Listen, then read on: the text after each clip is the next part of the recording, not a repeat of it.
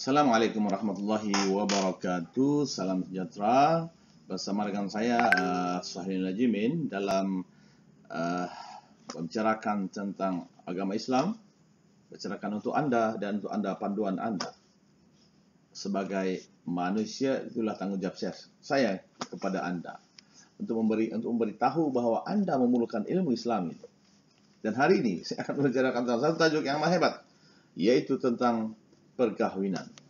Ilmu perkahwinan menurut Islam dan di dalam Islam. Teman-teman, konsep Islam. Adakah Islam ini membenarkan perkahwinan? Persoalan dia. Adakah kita tahu? Ataupun adakah Islam ini melarang umatnya untuk berkahwin? Ya, tapi kita mau tahu juga ya. Dalam Islam, teman-teman, arti perkahwinan adalah cantuman. Kawin ini adalah cantum ataupun himpun. Dalam istilah ialah akad yang menggunakan lafaz nikah atau bahasa-bahasa lain yang memberi makna nikah, yang menghalalkan lelaki dan perempuan melakukan persetubuhan. Ini dalam Islam ini kalau dalam sekolah rendah nih, sekolah rendah pula. Sekolah menengah di tingkatan 5 nih. Nikah, lafaz, aku terima nikahnya. Lelaki lah, mana ada perempuan aku terima nikahnya kan? Saudara-saudara yang dirahmati sekalian, Allah Subhanahu wa taala berfirman dalam surah Rum yang ayat 21 ya, yang bermaksud, dan dijadikan antara kamu suami istri perasaan kasih sayang dan belas kasihan. Saudara-saudara, kalau ada perempuan dan lelaki yang Islam, maknanya di sini disuruh berkahwin, andainya sudah sampai dia punya syarat-syaratnya, saya beritahulah syaratnya. Konsep perkahwinan dalam Islam. Pertama, menepati fitrah manusia yang memerlukan pasangan. Maknanya Islam membenarkan perkahwinan. Kedua, untuk apa perkahwinan itu? Fitrah. Fitrah ini fitrah, memang itulah. Semua makhluk berpasangan. Haiwan pun berpasangan. Pokok-pokok pun berpasangan. Durian tidak akan berbuah tanpa ada yang kasih buah dia. Apalagi kurma tidak akan berbuah tanpa ada cantuman. Tupai tidak akan beranak. Ayam tak akan bertelur. Ayam bertelur. Ayam bertelur kan. Allahu Akbar, inilah kuasa Allah Subhanahu wa taala ya. Jadi fitrah, perkahwinan ini fitrah kepada manusia. Yang kedua, mendapat zuriat yang saleh. Bila Anda sudah berkahwin dengan perempuan, ingat, zuriat kena jaga menjadi anak yang saleh. Ingat ya. Yang ketiga adalah memupuk sikap tanggung jawab. Bila sudah ada anak, kalau sudah berkahwin, kamu sudah ada tanggung jawab masing-masing. Kalau sudah anak, ada tanggung jawab Anda. Belajar tanggung jawab itu. Dan laksanakan. Bukan belajar seperti teori, laksanakan tanggung jawab itu. Jika ada anak-anak, bagi mereka makan, tempat tinggal, pakaian, jaga semua yang Islam suka. Yang suruhlah. Ini dibiarkan saja, mana boleh. Kawin saja, tapi pas biarkan, mana boleh. Islam tidak benarkan yang begitu.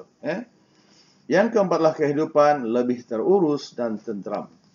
Apabila berlaku cantuman, perhimpunan karena nikah itu dihalalkan, persetubuhan dalam Islam dibenarkan, maka perempuan ingat, itulah dia perkahwinan, maka ada tanggung jawab. Hukum perkahwinan dalam Islam perempuan adalah berbeza-beza mengikut keadaan dan situasi seseorang individu itu. Hukum asal perkahwinan adalah sunat, haruslah sunatlah dapat pahalaan. Harus Islam mengharuskan perkahwinan ini. Hukum perkahwinan terbagi kepada beberapa bahagian. 5, ingat.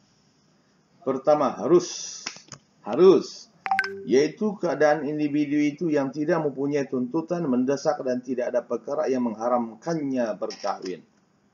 Dan nafkah zahirnya very good, nafkah batinnya very good. Maknanya dia mampu, batin mampu, zahir pun mampu. Harus dalam Islam ini. Yang kedua, wajib perempuan dalam Islam melihat wajib ini perempuan mananya wajib. Kalau kita buat dapat pahala dia ini, wajiban besar pula pahala dia ini. yang mana dikhawatiri terjerumus kepada zina karena tidak dapat mengawal nafsunya. Maksudnya terlalu besar, kan nafsu saya beritahu. Nafsu yang perempuan, 3 kali Allah masukkan ke dalam neraka. Ketiga kali dia beritahu, engkaulah Tuhanku. Allah tanya, siapa aku ini wahai nafsu? Engkau baru yang ketiga kali masuk neraka sudah. Dicuci di neraka lah. Yang kali pertama, engkau lah, aku. Oi nafsu nih. Kedua, masuk neraka. Kedua, engkau aku lah. Allah tanya aja tuh. Sekali, lepas itu dia beritahu, engkau lah Tuhanku ya Allah, dan aku adalah hamba. Nafsu.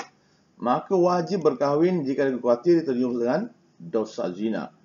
Tapi nakab zahirnya orang kaya. Orang kaya maknanya ada duit, ada apa, ada rumah dan sebagainya. Begini. Dan juga berkemampuan dalam nafkah batin. Nafkah batin kan. Ketiga, sunat. Sunat perempuan kalau buat apa pahala, kalau tidak buat pun tidak dosa.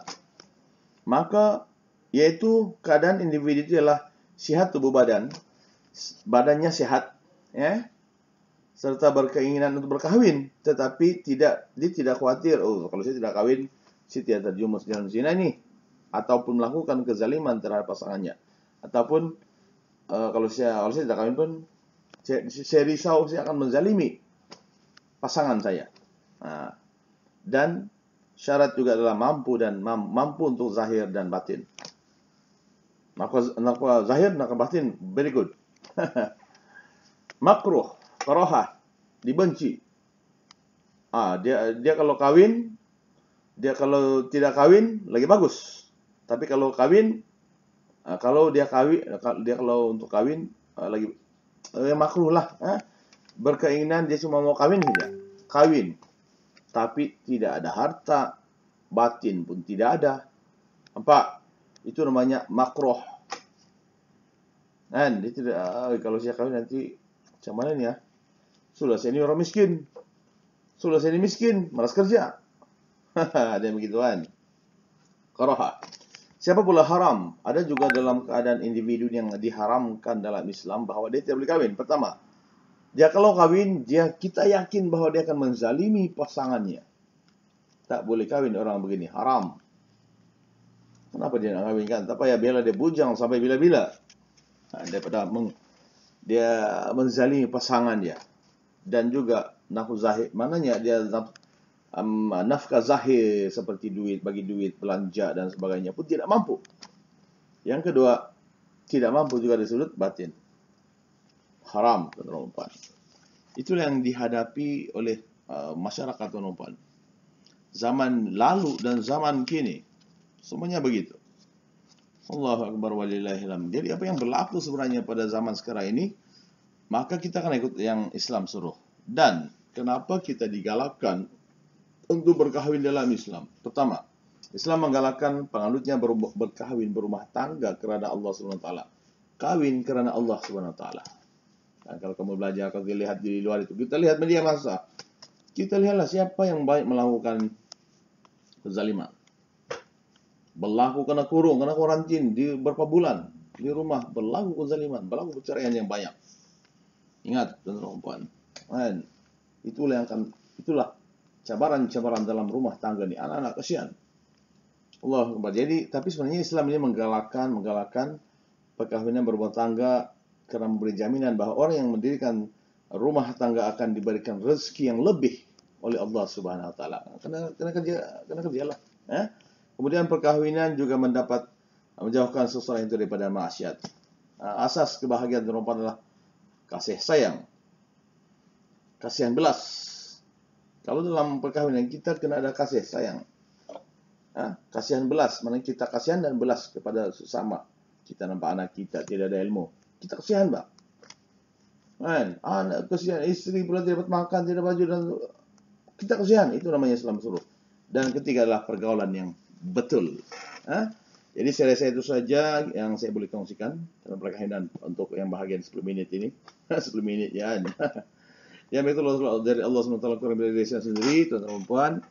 Ingat jangan lupa subscribe kerana Sudah TV. Saya itu saja. Wabillahi taufiq wal hidayah. Assalamualaikum warahmatullahi wabarakatuh. Dan jumpa lagi, dan Anda adalah terbaik. Anda yang mendengar nasihat.